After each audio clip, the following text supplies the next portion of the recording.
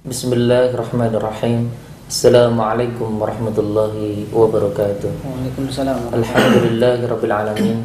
Puji syukur kepada Allah Subhanahu wa taala. Salawat dan salam senantiasa tercurah kepada Rasulullah sallallahu alaihi wasallam. Alhamdulillah, pada kesempatan kali ini masih bersama saya dalam acara resensi membaca adalah gerbang ilmu pengetahuan. Bersama saya Fededi. Assalamualaikum warahmatullahi wabarakatuh. Apa kabar hari ini? Alhamdulillah baik. Oke, terkait dengan acara kita ini ada yang ingin disampaikan tentang buku apa yang akan kita bedah pada kesempatan kali hari ini? Ya, jadi menarik sekali buku ini, Pak. Jadi dengan judul From Cooper to Super. Ya, telah saya baca mengenai tentang kehidupan remaja saat ini. Kita sangat tahu bahwa kehidupan remaja sekarang adalah sangat memperhatinkan jauh dari nilai-nilai agama, ya kan? Agama, terus moralitas yang menurun, akhlaknya, dan satu hal memang prestasi yang tidak hampir nyaris sangat memprihatinkan. Menarik sekali di sini untuk diupas. Ya, saya mungkin akan bertanya beberapa hal tentang sebuku ini sama Bapak. Di antaranya itu masih muda tapi berprestasi gitu. Prestasinya melimpah. Menjelaskan di situ. Baik, sebelum ke sana kita ingin sampaikan bahwa seorang remaja prestatif dan alumni dari sebuah perguruan tinggi negeri ITS di Surabaya, namanya Ahmad Rifan. Beliau adalah penulis muda yang produktif dengan karya-karyanya yang cukup banyak di belantara buku, dan termasuk penulis yang cukup dikenal. Sebelum ke sana, pertanyaan yang tadi terkait dengan masih muda, banyak prestasi ya. Kita akan sampaikan atau kita akan kupas sedikit tentang bagian pertama di buku ini, kisah si Cooper. Ya, kisah si Cooper, bahwa di sini disampaikan di halaman 3. Di halaman 3 dari buku ini diceritakan ada seorang pemuda namanya Ari. Si Ari ini ketika masih SMP dikenal sebagai seorang pelajar yang pemalu. Selain pemalu, minder, dan kurang gaul. Sebagian temannya menyebutnya si cupu.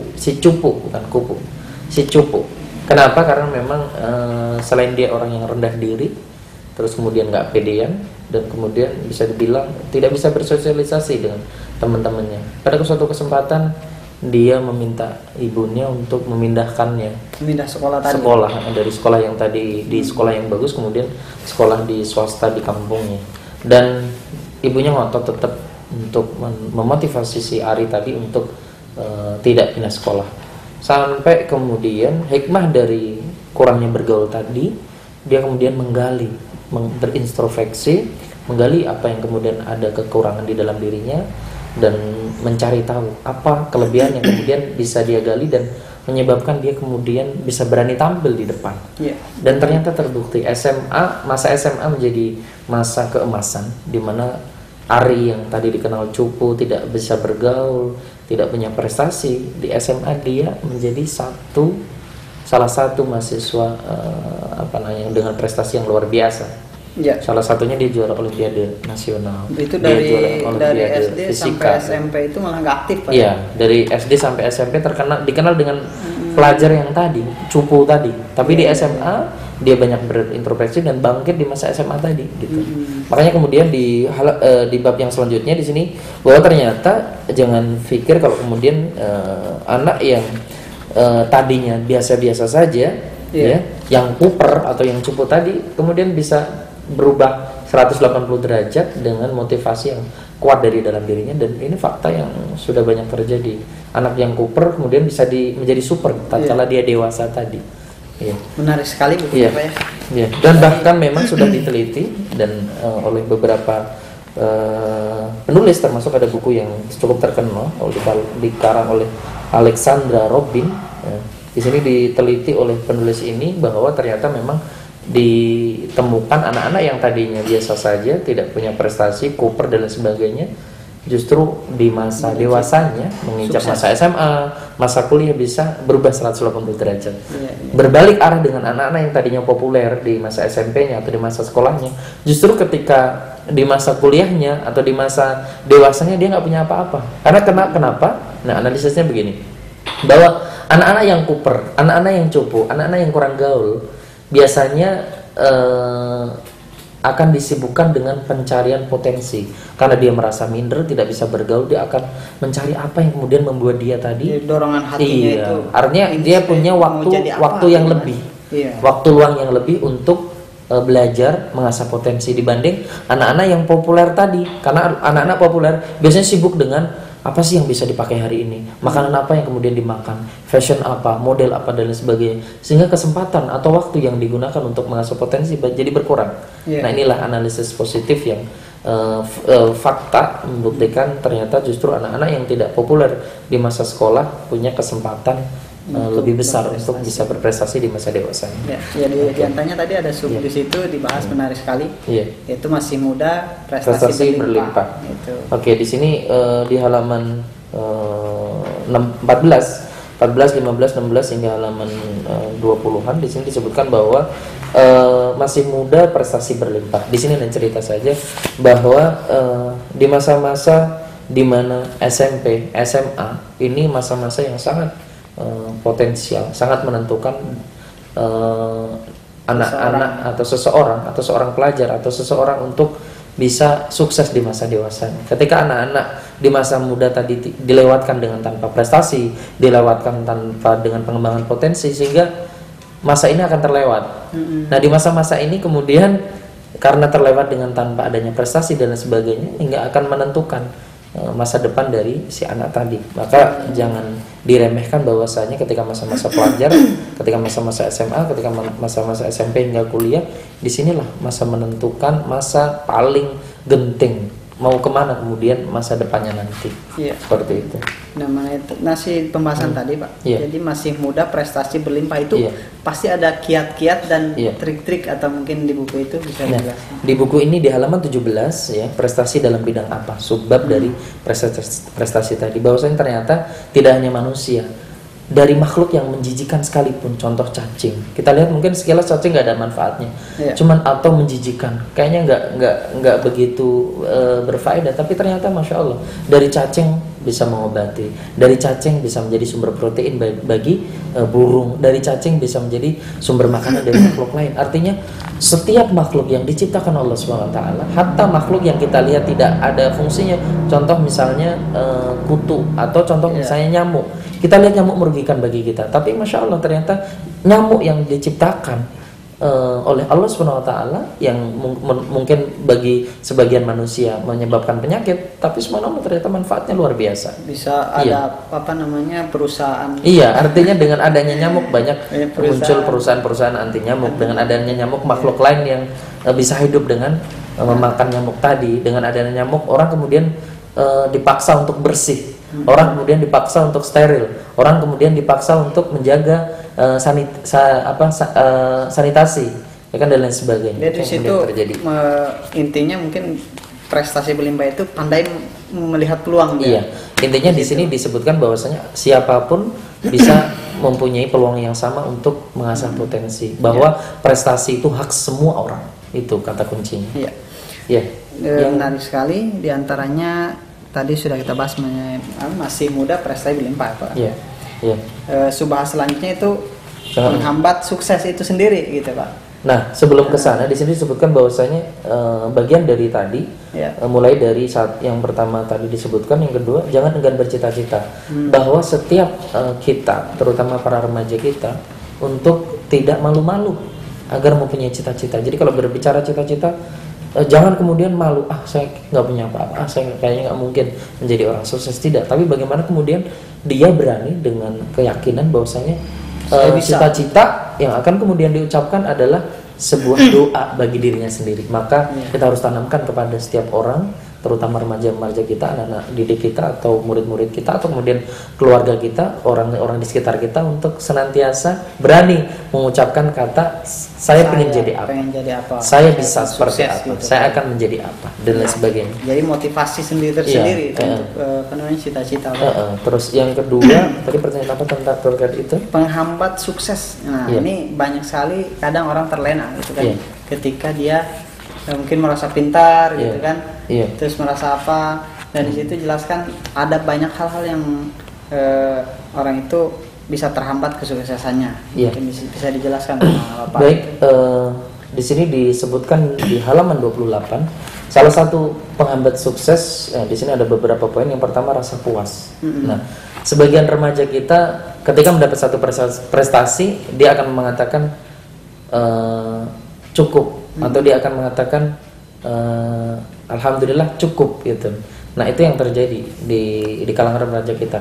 Artinya kata-kata cukup, kata-kata saya puas, kata-kata saya hebat, kata-kata saya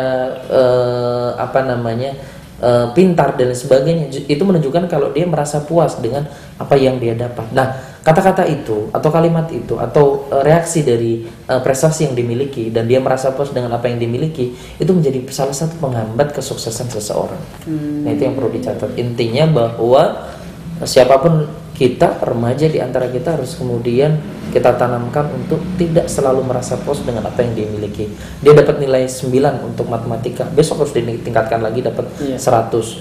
Dapat nilai 100, besok harus ditingkatkan lagi, tidak hanya 100 tapi 100 plus. Plusnya apa? Plusnya misalnya dia sudah bisa menganalisis, bereksperimen untuk bikin rumus misalnya, atau dan lain sebagainya. Itu yang harus ditanamkan. Yang kedua, rasa malas. Nah, ini yang sering terjadi di antara remaja kita, bahwa mereka terbiasa dengan prestasi instan, bahkan terbiasa dengan makanan instan, mau-maunya serba cepat, sehingga kita sering mendengar fast food kan, makanan serba cepat. Dan itu terjadi pada kebiasaan remaja kita. Jadi merasa bahwa sesuatu itu bisa dicapai dengan kecepatan waktu tanpa proses usaha yang maksimal. Nah, rasa malas itu kemudian pasti akan menghambat seseorang menjadi sukses, termasuk bangsa ini. Rasa malas. Yang ketiga, kegemaran menunda. Nah, ini hal yang selain tadi, ada dua hal tadi. Yang hal ketiga adalah kegemaran menunda. Nah, menunda adalah satu hal yang paling membahayakan. Jadi kata nanti gitu. Ya. Ketika misalnya ada PR, dia bilang masih ada ntar malam. Ketika ada ntar malam, masih ada besok pagi pada subuh misalnya. Ketika ada pada subuh, nanti di sekolah misalnya nyontek temennya. Itu yang terjadi, sehingga kita sering dengar aktivitas teman-teman mahasiswa dengan kalimat SKS, sistem kebut sebut bukan semalam, sistem kebut sejam. Sejam sebelum ujian di kampusnya dia baru ngebut untuk belajar. Nah, itu yang terjadi, gitu loh. Nah, ada banyak lagi yang menjadi penghambat sukses. Di sini disebutkan negatif saat melihat kesempatan baik, tidak tegas dalam memutuskan, cepat menyerah, sinis terhadap nasihat baik, dan beberapa yang lainnya. Ini dari situ bisa dilihat Pak ya. Iya. Ternyata motivasi untuk sukses itu sangat besar sekali dalam cara meraih kesuksesan itu ya. Ya, di buku tadi dilihat bahwa banyak hal-hal kendala untuk meraih sukses. Nah, selanjutnya Pak, ada juga di situ di pembahasan yaitu tentunya sukses ini tidak terkait juga dengan kecerdasan seseorang itu sendiri gitu. Nah, cara jitu meningkatkan cerdasnya otak. Nah, itu seperti apa ya? Mungkin dibahas ya seperti apa. Betul. Nah, di sini di halaman 42 ya, tadi terkait dengan cara jitu meningkatkan cerdasnya otak. Nah, di sini disebutkan bahwa beberapa hal yang bisa dilakukan agar semakin cerdas. Yang pertama, cerdas dalam hal makanan. Makanan, Pak? Iya. Kenapa? Otak itu gabungan dari beberapa sel, ya. Nah, sel-sel otak yang kemudian berkembang itu membutuhkan nutrisi.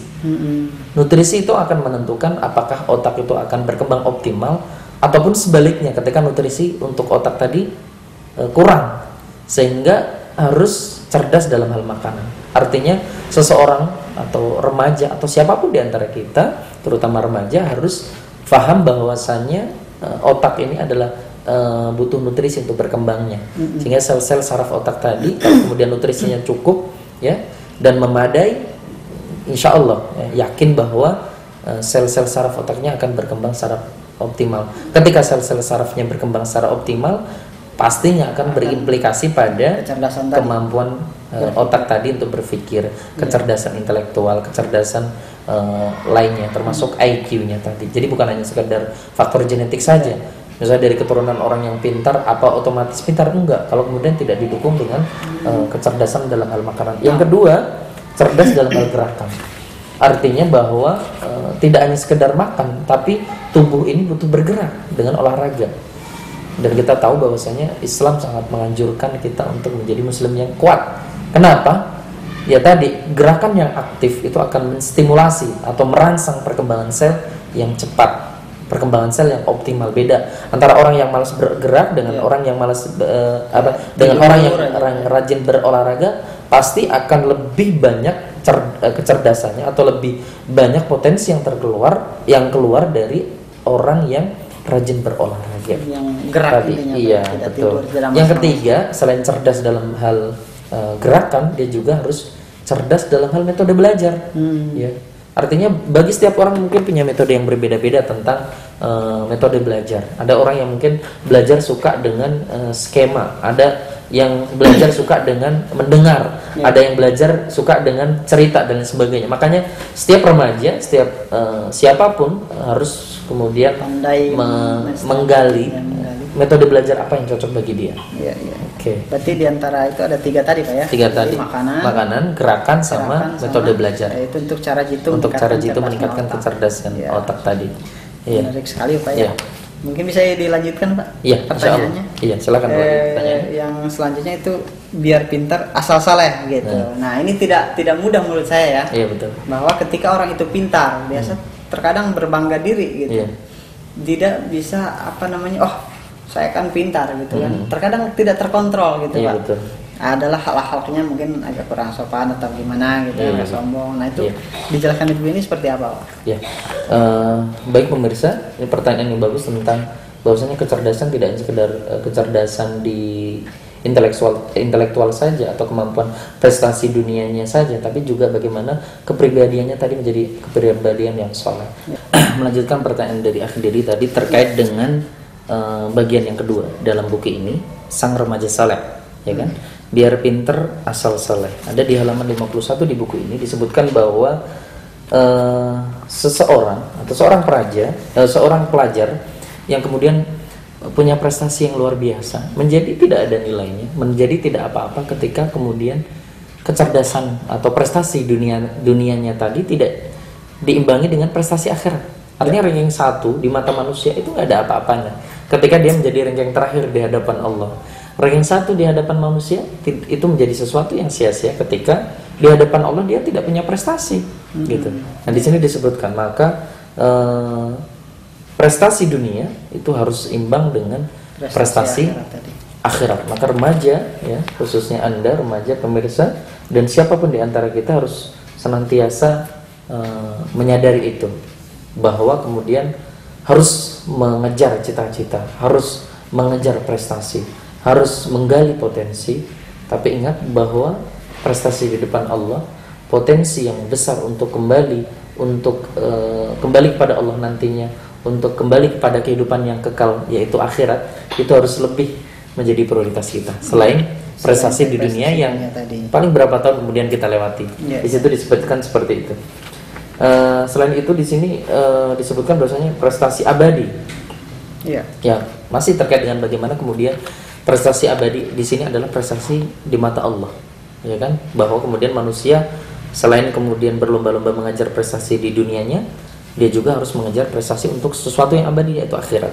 Yang selanjutnya bagaimana menanamkan fondasi keimanan, ya. Di sini dituliskan bahwasanya kemudian orang-orang yang dari kecil kemudian dididik untuk diarahkan kecintaan kepada agama, dimasukkan ke TPA, dimasukkan ke madrasah oleh orang tuanya, itu haruslah menjadi orang-orang yang bersyukur. Kenapa? Karena masih banyak di antara kita atau orang tua di sekeliling kita yang kemudian tidak peduli, iya kan? Masa bodoh dengan pendidikan agama, pendidikan akhlak, pendidikan kedekatan kepada Allah atau fondasi keimanan bagi anak-anaknya, sehingga sering banyak terjadi ya. Mereka bangga dengan prestasi anaknya, ranking 1, piala banyak ngumpul di ruang tengah, tapi tidak peduli ternyata anak yang dibanggakan tadi tidak sholat misalnya, atau kemudian berani melawan orang tua, atau sama teman-temannya dia sombong, atau akhlak kepada tetangga-tetangganya dia tidak punya akhlak gitu. Artinya tidak akan menjadi sesuatu yang bisa dibanggakan. Memang jadi pendidikan agama itu harus ditanamkan sejak dini ya. Terus di selanjutnya adalah tak ada kata terlambat. Artinya bagi anak-anak yang dari kecil, SMP, SMA, kemudian dididik orang tuanya untuk mengejar prestasi dunia, tapi kemudian orang tuanya lupa dengan prestasi akhirat. Ini jangan menyesal atau jangan kemudian merasa terlambat. Tidak.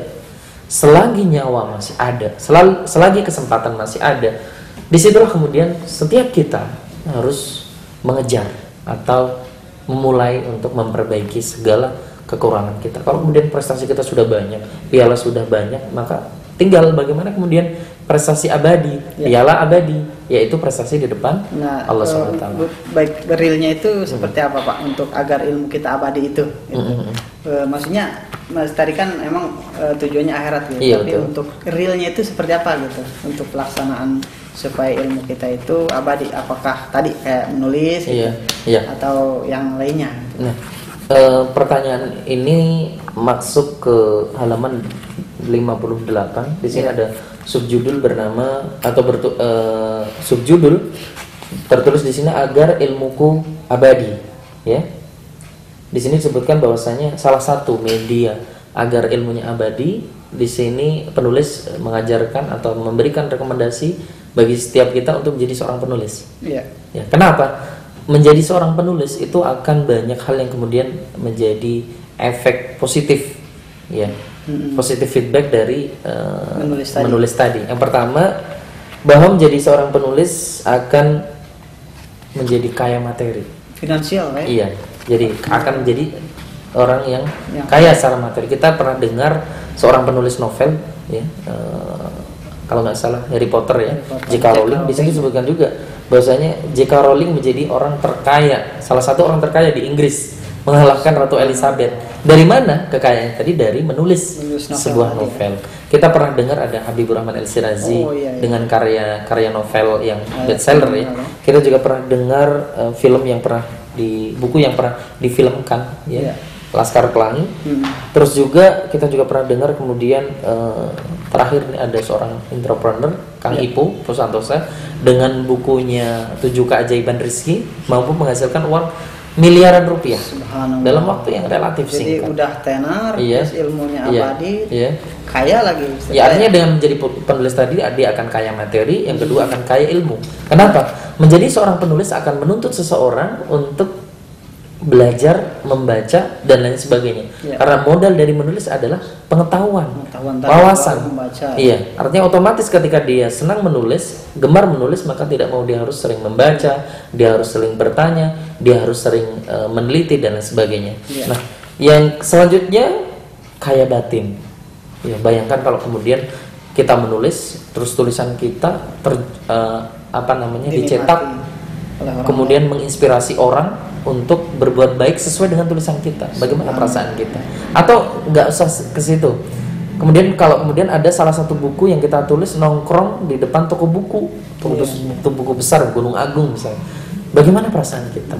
Bangga sekali, Pak, ya. Bangga dan tentunya bisa memberikan kontribusi, kita akan merasa bahwasanya kita punya manfaat untuk orang lain. Ya, tentunya setelah tadi untuk menjaga itu ada kiat-kiat khusus untuk mempertahankan tadi, ya, keabadian ilmu tadi. Di situ ada judul mungkin masih berkaitan atau tidak, Pak, ya, tentang pembelajar sejati gitu.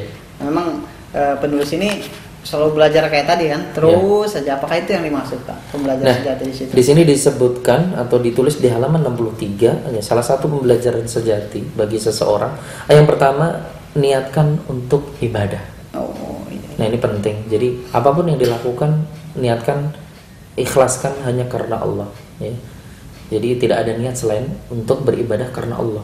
Jadi bukan karena manusia, bukan karena orang tua, bukan karena mengejar prestasi, bukan karena titel, bukan karena piala atau karena penghargaan, tapi ikhlas karena Allah. Yang kedua, belajar dari Rasulullah. Ini juga salah satu syarat dari pembelajar sejati, karena siapa yang orang yang kemudian paling pas untuk menjadi qudwah dan uswah kita adalah Rasulullah. Beliau adalah Rasul yang kemudian diutus dengan segudang nilai-nilai kepribadian yang luar biasa yang dimiliki. Artinya tidak ada manusia di dunia ini yang punya kelebihan yang patut dijadikan contoh selain Rasulullah SAW. Artinya kalau kemudian kita bangga dengan para penemu sains atau orang-orang hebat di Eropa gitu, maka kita harus lebih bangga dengan Rasul yang menyampaikan risalah Islam, yaitu Muhammad Shallallahu Alaihi Wasallam. Artinya di diri beliau lah kita bisa mendapatkan semua inspirasi kesuksesan atau spirit prestasi bagi kita. Selanjutnya sehat raga dan psikis. Jadi kalau kemudian kita punya prestasi yang luar biasa tanpa diimbangi dengan kesehatan psikis kita atau jiwa kita, maka akan menghambat, ya kan? Selanjutnya tahan mental, mencintai sesama, pembelajaran sejak dini, mandiri, belajar sebagai leader dan sebagainya. Yang terakhir yang saatnya merayakan cinta. Ini juga maksudnya di perayaan cinta itu gimana, Pak? Ini dia ada di halaman di 72, halaman 72. Saatnya merayakan cinta. Nah, ketika tadi sudah punya banyak prestasi, ketika tadi sudah punya banyak ilmu, maka dia akan panen. Katakanlah dia sudah lulus, dia sudah wisuda, dia sudah disitulah jerih payah yang dari masa kecil ditanam, dipupuk, usaha keras yang kemudian dilakukan akan dipanen, menuai hasil di usia di mana sudah matang. Jadi prestasinya siapa sudah menanam, dia yang pasti akan menuai cinta. Disitulah masa-masa yang tepat, baru dia berpikir untuk bagaimana masuk kepada fase selanjutnya, berkeluarga. Seperti itu. Menarik sekali pembahasan tadi, Pak. Dan yang lain? Di sisi tadi udah prestasi banyak gitu. Pasti. Nah, di dunia remaja ini tidak terlepas juga dari namanya merah jambu. Apa yang dikatakan itu biasanya cinta. Nah, itu. Nah, selayaknya itu cinta pada remaja ini yang seperti apa? Yang selayaknya. Masya Allah, pertanyaan yang bagus terkait dengan masalah cinta atau virus merah jambu tadi. Dibahas juga di buku ini di halaman 73. Ketika cinta datang menyapa, halaman 73. Nah, di sini disebutkan bahwasanya di subbab yang pertama, bagian dari cinta tadi, bahwa cintailah zat yang punya cinta atau cintai yang punya cinta. Nah, di sini bahwa manusia dengan segala keistimewaannya adalah buah karya dari sang pencipta, yaitu Allah Subhanahu wa taala. Maka kalau berbicara tentang cinta, siapa yang pertama kali berhak untuk kita cintai adalah sang pemberi cinta itu sendiri, atau sang penganugerah dari rasa cinta itu, yaitu Allah. Kenapa? Karena ibarat kemudian kita dapat hadiah dari seseorang, siapa yang ucapkan terima kasih? Kan si pemberi hadiah tadi. Sama ketika kita mendapatkan rasa cinta, maka pemberi cinta itu siapa? Pencipta rasa cinta itu siapa? Yaitu Allah Subhanahu wa taala. Nah, rasa cinta yang benar kepada sang pencinta itu akan melahirkan kebahagiaan yang tiada tara, sehingga kecintaan kita kepada Allah tentunya akan berefek pada kecintaan kita kepada yang lain. Yang kedua, Muhammad adalah sang pecinta, sang pencinta Muhammad. Pernah dengar? Nah, di sini ditulis di halaman 77, pernah dengar kisah wafatnya Rasulullah Sallallahu Alaihi Wasallam? Apa yang pertama kali beliau disebut? Yang pertama, An-Nisa itakun nisa, as-sholah aqimus sholah, ummati. Jadi ada 3 kalimat yang disebut Rasulullah ketika Sallallahu Alaihi Wasallam ketika menjelang wafatnya. Yang pertama, wanita, lindungi wanita. Yang kedua, salat, dirikanlah salat. Yang ketiga, umatku. Nah, terkait yang pertama, ke An-Nisa itakun nisa. Jadi disinilah bagaimana kemudian perhatian Rasulullah terhadap begitu pentingnya kita manusia, terutama di antara kita atau pemirsa, bahwa kecintaan kita terhadap wanita, yaitu disebut di sini adalah ibu kita, orang yang paling berjasa dalam mengasuh kita, mengandung kita ketika belum lahir sampai mendidik kita sehingga menjadi orang yang seperti sekarang ini, gitu, ibu kita. Yang kedua, kalimat yang disebut Rasulullah adalah tentang as-sholat, aqimus sholat, dirikanlah sholat.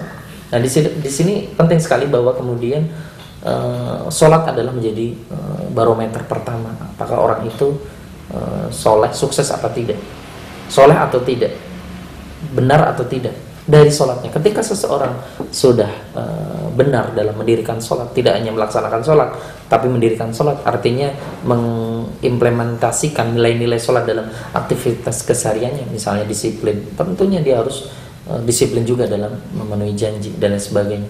Bagi laki-laki harus sholat berjamaah dan lain sebagainya. tepat waktu dan lain sebagainya. Jadi disitulah nilai-nilai mendirikan sholat tadi. Jadi bagaimana nilai-nilai keimanan, nilai-nilai yang terkandung dalam sholat tadi dilaksanakan juga di luar sholat. Kalau tiba kemudian ada orang yang rajin sholat, sekedar rajin sholat, tapi di luar sholat kemudian dia misalnya korupsi atau berzina, maka kita pertanyakan, ada yang salah dengan sholatnya. Artinya dia belum mendirikan sholat. Yang ketiga, umati.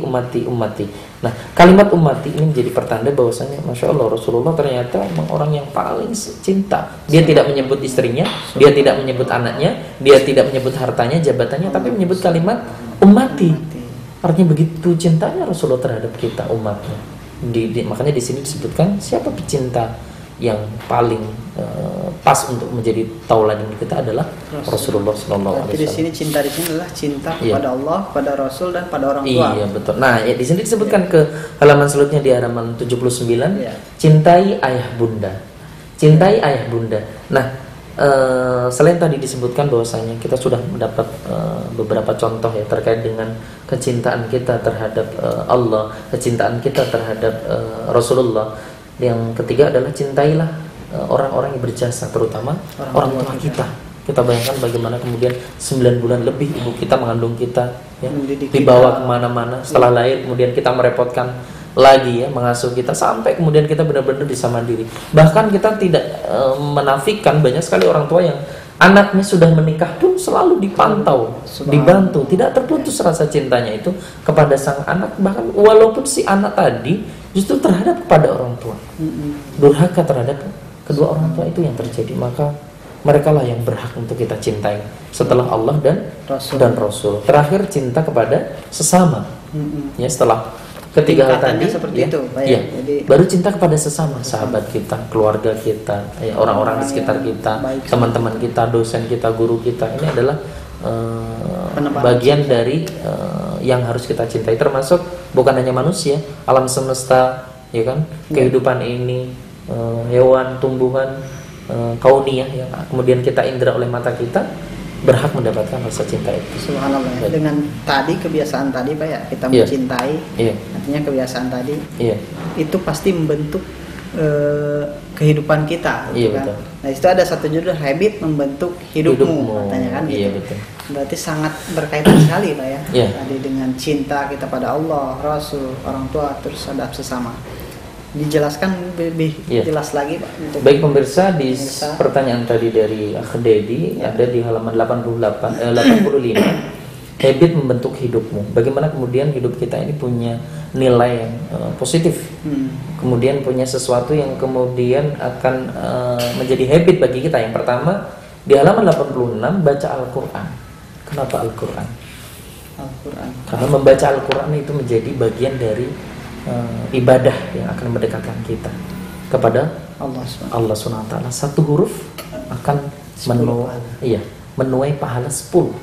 Bayangkan kalau kemudian setiap hari kita membaca 1 juz misalnya, ada berapa huruf?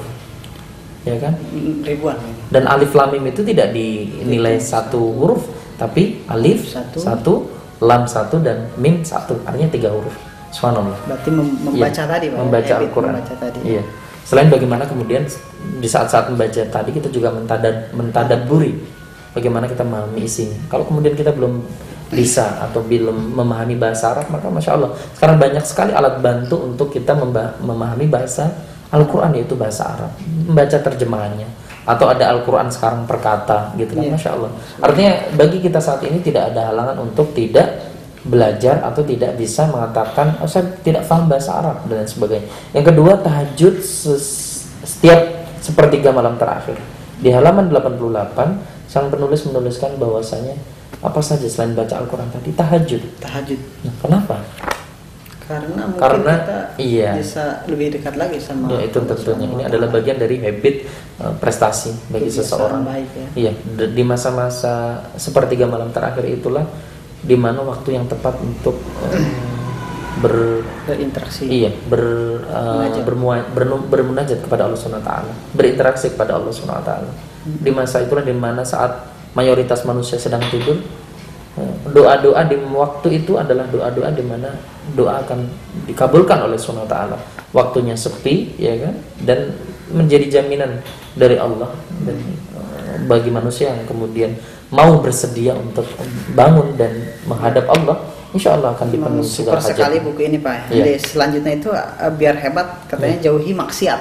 Nah, itu kayaknya sangat menarik Pak. Iya. Sekarang kita banyak ya maksiat di mana-mana, peluang gitu kan. Iya betul.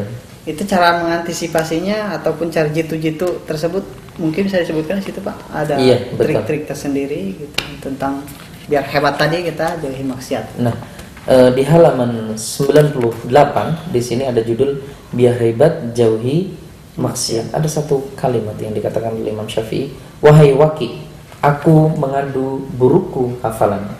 Ia membimbingku agar meninggalkan kemaksiatan. Ia memberitahuku bahwa ilmu itu cahaya. Cahaya tak akan turun kepada pendurhaka. Yang mendengar wasiat Imam Syafi'i, ada yang protes. Teman saya maksiatnya tak henti-henti, tapi otaknya encer bukan main. Kawan, percayalah, otaknya hanya penyimpanan data yang canggih, bukan penyimpan ilmu. Yang masuk ke dalam dirinya bukan ilmu, tapi kumpulan data dan fakta yang tak sedikit pun membawa hikmah. Artinya di sini bahwa kita harus yakini ilmu itu adalah cahaya. Iya. Dan dikatakan tadi oleh Imam Syafi'i bahwa ilmu cahaya tadi tidak akan turun kepada pendurhaka. Kalau kemudian ada orang yang ahli maksiat tapi pinter, tapi kemudian ranking 1, tapi kemudian prestasinya bagus, tapi misalnya dia pacaran, dia bahkan berzina, naudzubillah min dzalik, maka sebenarnya nilai-nilai yang dikandung di dalam prestasinya tadi tidak ada hikmah di sana. Iya, artinya tetap tidak akan memberikan efek positif pada orang lain. Dia akan tetap dipandang sebelah mata oleh orang lain. Bahkan mungkin dibalikan, ngapain ranking 1 kalau kemudian dia perusuh. Ngapain ranking 1 kalau kemudian dia pembuat onar. Ngapain ranking 1 kalau kemudian dia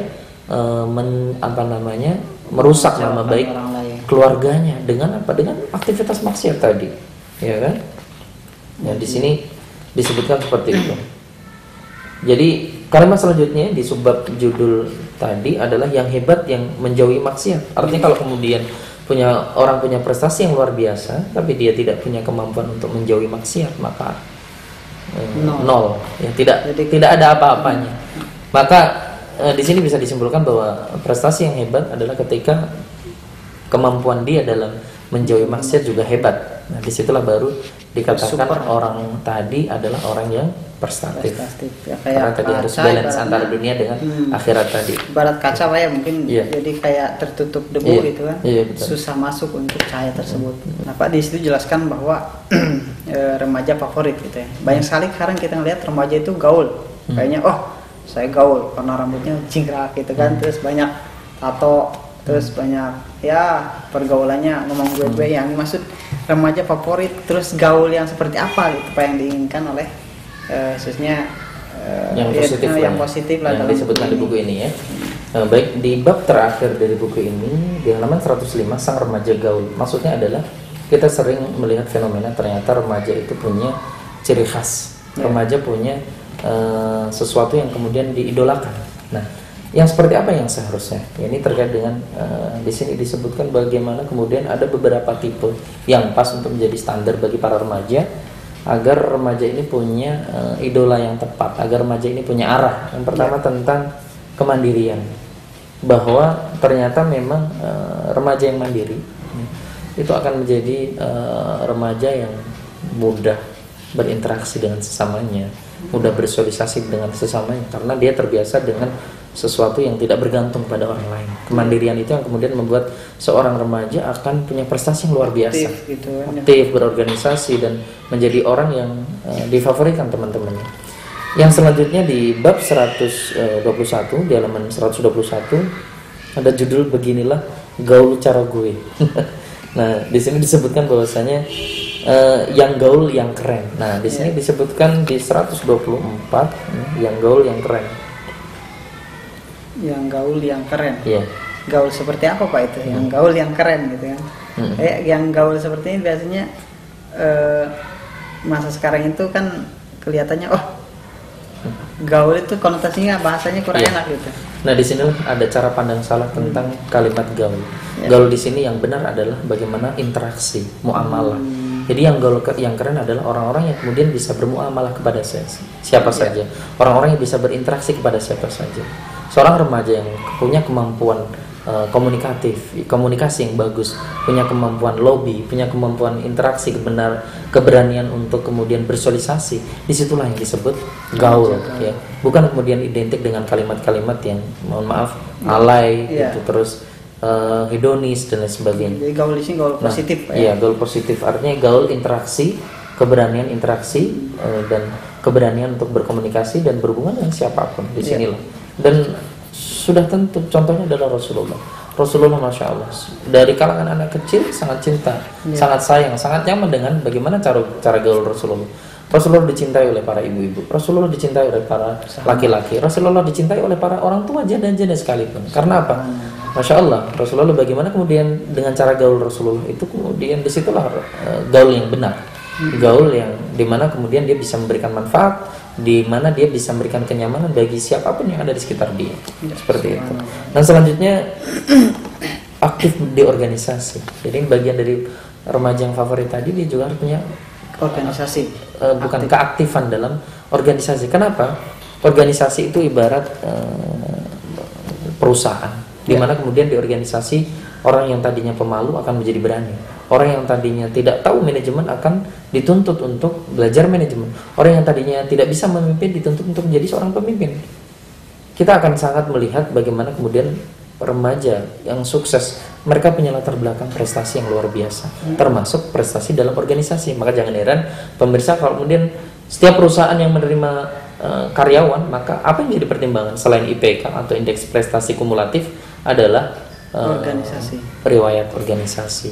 Artinya sama-sama IPK 3, yang satu punya pengalaman organisasi, yang satu tidak pernah berorganisasi, maka yakinlah bahwasanya kemungkinan besar yang diterima adalah yang mereka berorganisasi. Karena apa? Di perusahaan dia akan memimpin, di perusahaan dia akan berinteraksi dengan banyak orang. Kalau kemudian remaja kita adalah orang-orang yang tidak mau berorganisasi, maka jangan harapkan dia akan bisa sukses di perusahaan, apalagi sukses menjadi seorang manajer atau di atas itu, seperti itu. Selanjutnya update informasi aktual.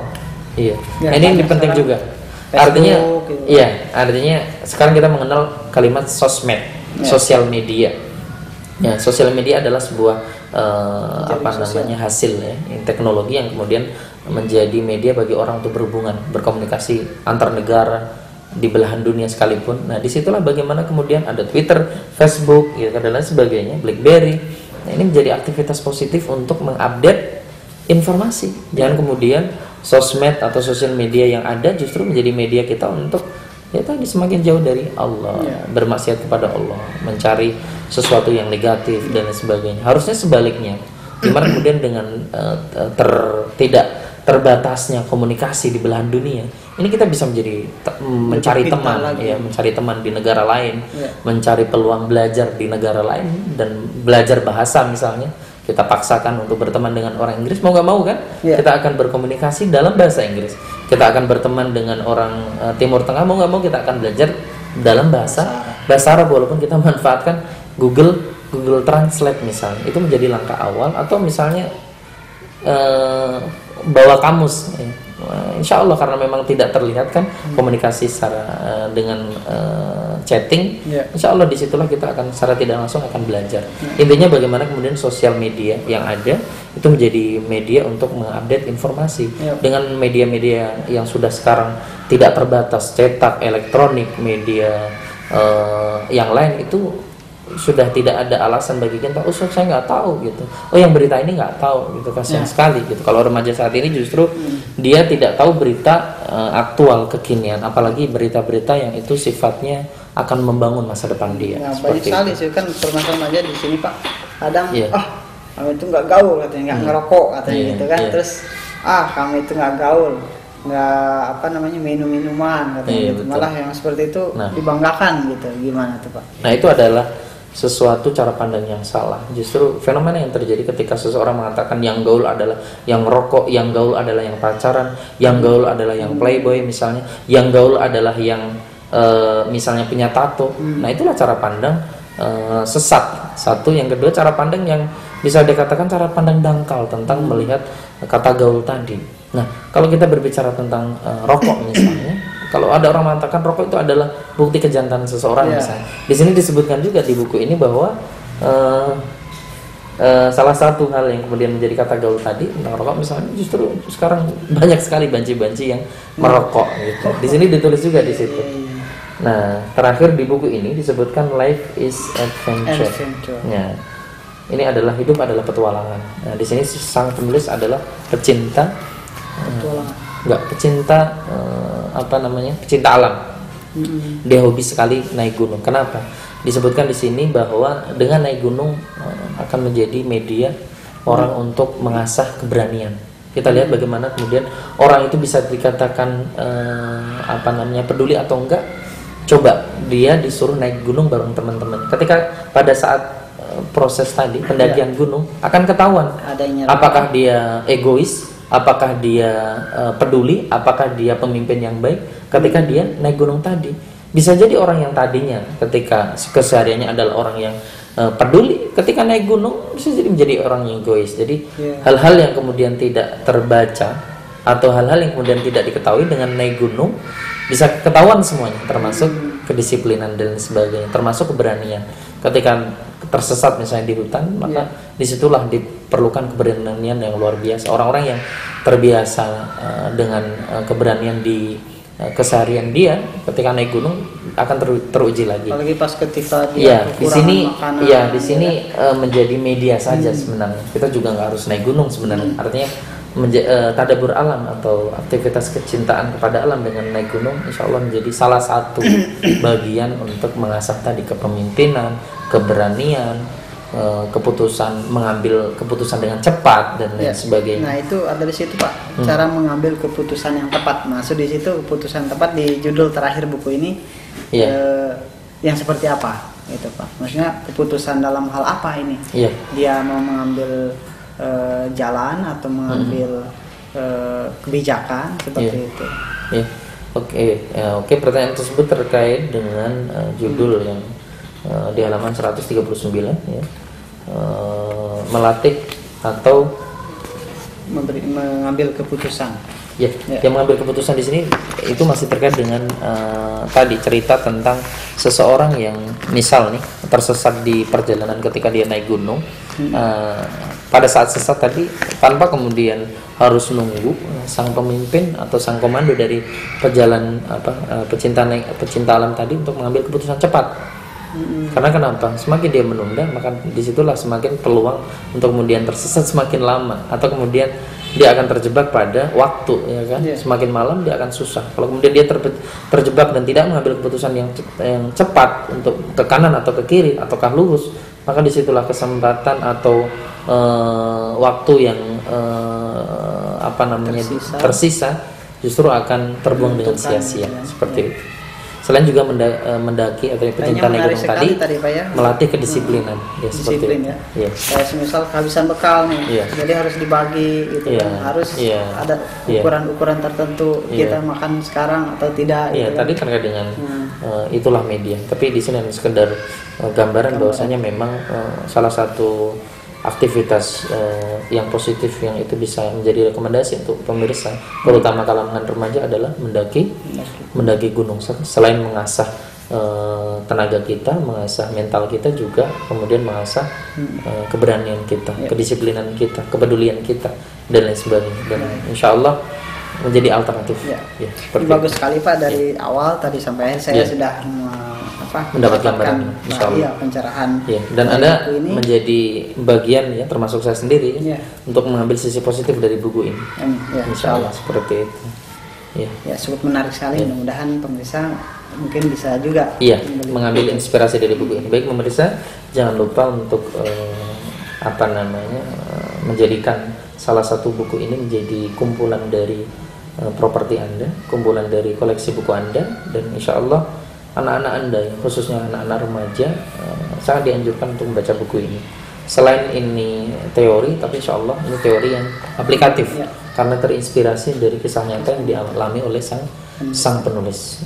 Baik, alhamdulillah setelah kita tadi berbicara banyak tentang buku From Cooper to Super oleh karangan Ahmad Rifai, kita mengambil kesimpulan bahwasanya masa remaja adalah menjadi jembatan yang menentukan masa tuanya. Sukses di masa remaja insya Allah akan menjadi kunci sukses di masa tuanya, dan gagal di masa remaja menjadi jembatan kegagalan di masa tuanya. Siapa menanam dia pasti menuai. Iya, insya Allah. Baik, dan satu teladan yang sangat tepat untuk menjadi contoh bagi kita adalah Rasulullah Sallallahu Alaihi Wasallam, yang selain prestatif juga inspiratif dan punya kepribadian yang luar biasa di dunia maupun di akhirat beliau, insya Allah. Dari saya, mohon maaf apabila banyak sekali kekurangan, dan kita akan bertemu kembali dalam acara resensi. Membaca adalah gerbang ilmu pengetahuan. Wassalamualaikum warahmatullahi wabarakatuh. Waalaikumsalam warahmatullahi wabarakatuh. Syukur.